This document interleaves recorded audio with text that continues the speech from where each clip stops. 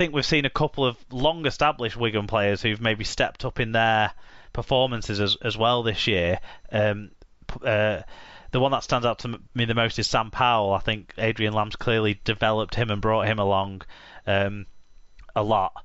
And then also, you look at some of the things he had to manage through the season. Wigan had a really bad spell of injuries in the forward positions, and he ended up bringing through a lot of young forwards, a bit like he had to do last year as well. And again, this year, you saw the likes of Ben Kilner, Harry Rushton, James McConnell, people like that getting game time as well for Wigan, as well as Ethan Havard, who I mentioned before, who I think has really risen. Liam Byrne had a strong start. So he managed that in the middle of the season, and then come the back end of the season, he's got his team in prime form, and they've won the big games in Super League that they played against Warrington, against St Helens.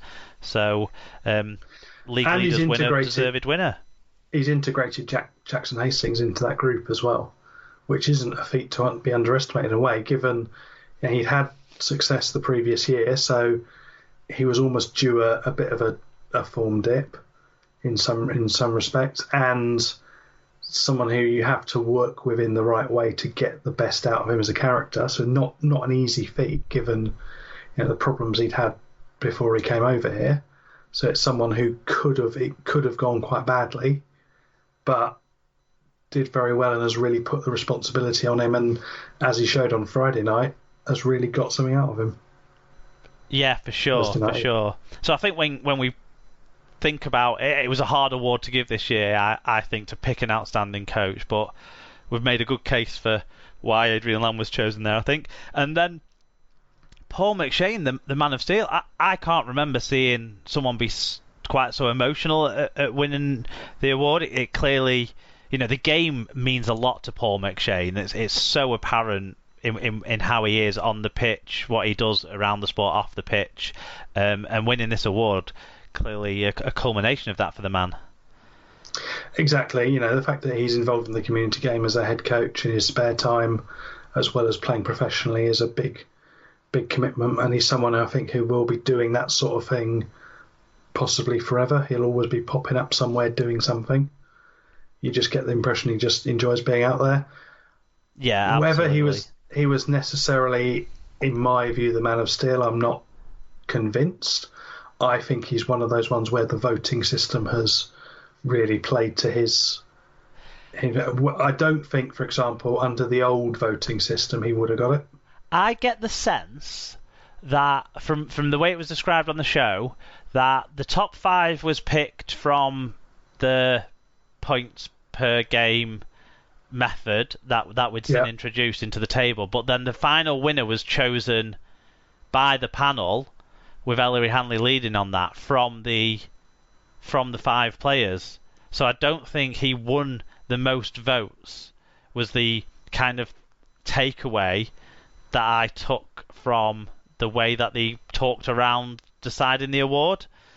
So I think it was slightly tweaked, which I actually like, that method of getting your 5 most consistent performers through the rankings and then coming together for a decision on those.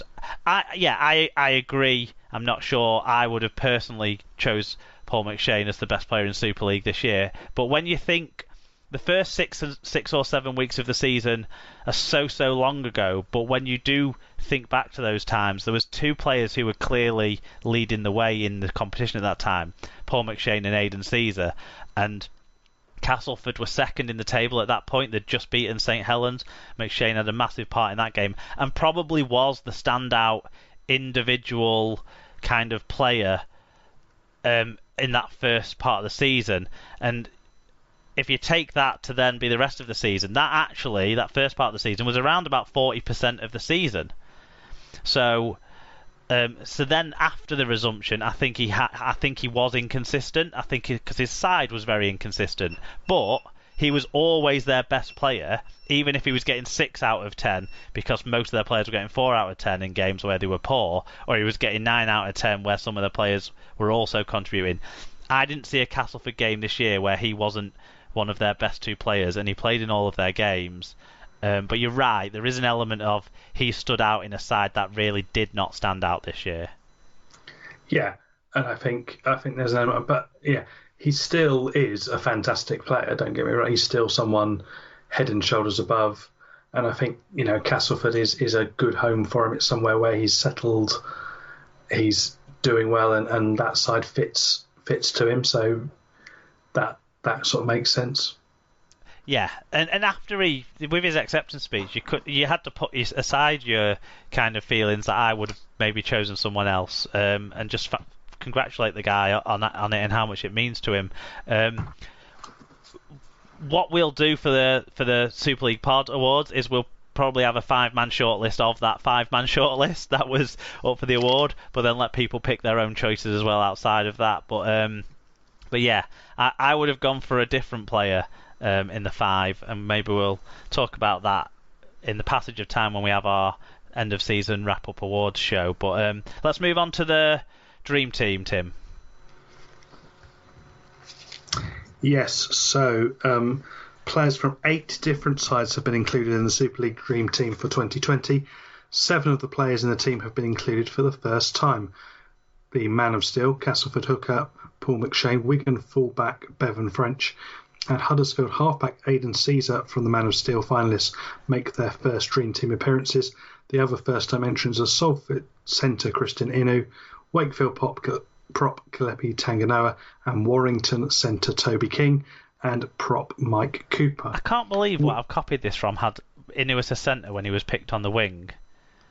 But I didn't notice that myself. I didn't ever check. But sort yourselves out, BBC. Wigan second row Liam Farrell is also included, along with Leeds centre Conrad Hurrell and winger top try scorer Ash Hanley, who are both in the team for a second successive season, along with Saints prop Alex Walmsley, halfback Johnny Lomax, and loose forward Morgan Knowles, who rounds out the side. Yeah, we've got the voting open at the moment for the SLP Dream Team, and the only player to make this Dream Team that isn't available to be selected for the SLP Dream Team is Conrad Hurrell. Maybe he was just 2 rocks and diamonds for us, but he was. We had 2 other centres that we nearly put into our shortlist ahead of him. He would have been our 9th choice, wouldn't he?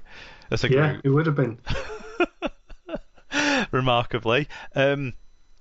But yeah, John Scott, I got in touch with a view on the Dream Team. He said, hard to argue with most of the selections. I think I would question McShane in front of Roby, although given his importance to Cass, you can understand why selected. Can't see the reason behind Hurrell's selection. Many centres in front of him. Zach, Loss, so Hardacre, Tumavarvi, Griffin. It says the Pat. Griff the Pat. I don't understand that, sorry. Falau or Lynn. Oh, for his head pat. Oh, yeah, good point, yeah. I forgot that it sent this in after that was after that game, weren't it? So, yeah.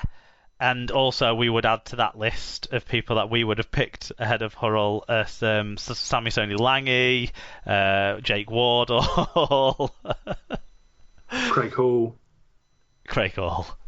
Get over yourself. But yeah, I would say fullback for me this year was a spot where I'd have wanted 3 players and I'd have sacrificed players in other positions to get them. Because I think French, Coote and Tompkins have been 3 of the best 5 or 6 players in Super League for me this year. So to pick one of those was a tough choice. And I might have gone slightly different in the second row with Kalepi Tanganoa. Again, BBC listed him as a prop when he was picked in the second row. What the fuck? But even though he's been exceptional, I probably would have edged towards James Bentley. But I think it's a fantastic side overall that they picked this year, and it is representative of the season. I just think in the fullback and hooker position there was a few options, but I can't argue with the ones that were picked. No, I mean, I personally would have gone Roby, but that's probably my, love towards him. So coming through there, but there we go. Yeah, I think loose forward was a tight battle as well for me this year. Mike Lawrence and Joe Cater. Joe Cater had a great second half of the season, didn't he, for sure? Yeah. And also Luke Yates would have been in a strong conversation. I was really torn between all four of those when I was coming to make my votes for the SLP Dream Team, which, by the way, voting is still open. We're going to keep voting open on the SLP Dream Team for another week, and then we'll reveal the results of the Dream Team in the grand final recap show next week. After that, the voting for the 2020 Sloppies will commence, which will have an episode at an as yet unknown date where we'll reveal all the winners of the main Super League Pod Awards. We'll roll it into the Christmas special this year. We won't have to do two. Pretty much, yeah. Because it probably will be almost Christmas by then. There was one other award to talk about that was handed out this week as well, where Wigan fullback Bevan French was awarded the Rugby League Writers and Broadcasters Association Player of the Year for 2020. The 24-year-old Australian has enjoyed a memorable first full season in Super League, scored his 13th try from his new position of fullback as Wigan gained a 29-2 win over Hull FC on Thursday night to help his side reach the grand final. French, who recently signed a new contract with Wigan for 2021, was the overwhelming winner of the Raymond Fletcher Memorial Trophy, which was won in 2019 by his current Wigan teammate Jackson Hastings, of course, then at Salford. The St Helens pair of Alex Walmsley and Lachlan Coote were the nearest rivals in the voting for this award to Bevan French. There we go. I agree with that one wholeheartedly. I think he has been standout this year and fully deserves that award. I would say Bevan French has been the most exciting player in Super League this year. Whether that makes him the best player, I'm not sure. I'm so torn on it, but I think we've got a chance to see who the best player in Super League is, given that Bevan French and Lachlan Coote are going up against each other next week in the grand final, and I think that those two players have stood out this year. So remember to vote in your SLP Dream Team if you haven't already. All those names we've discussed will give you some flavour for where you might want to go with that. Harry Newman missed the cut-off because his injury cut it. No, he's in there. Harry Newman's in there, isn't he? Yeah. I think so. But yeah, the only one who we talked about there I think you can't vote for is Conrad Hurrell. Okay, that's the awards that dealt with, and well done to all the winners there. We're now going to move into the news, which is not going to be short by the looks of what I've got written down in front of me.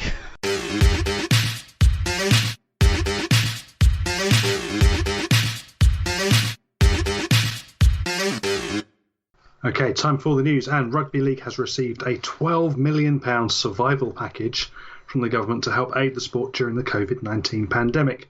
The financial boost is a second loan the sport has received since the pandemic, having become the first sport to receive a loan from the government earlier in the year to the tune of £16 million. It's part of a £300 million support package issued by the government, which has seen Rugby Union receive £135 million. The GMB Union has blasted the government's decision, accusing the government of creating a two-tier system that favours Rugby Union in the Tories' southern heartlands. This is hardly levelling up, said Peter Davis, the GMB senior organiser. The Tories have created a two-tier system that sees their Rugby Union mates getting a bung of cash whilst leaving Northern Rugby League clubs to die. The government have sent a very clear message to the North, the game itself and the fans who make it. They don't really understand or care about our game of Rugby League. Our message is clear. Loans are all well and good, but when we've asked for grant aid to be the priority in Rugby League, unlike most politicians, we've actually sat down with clubs and looked at their financial predicament, and it's dire. Adding more debt is not the answer.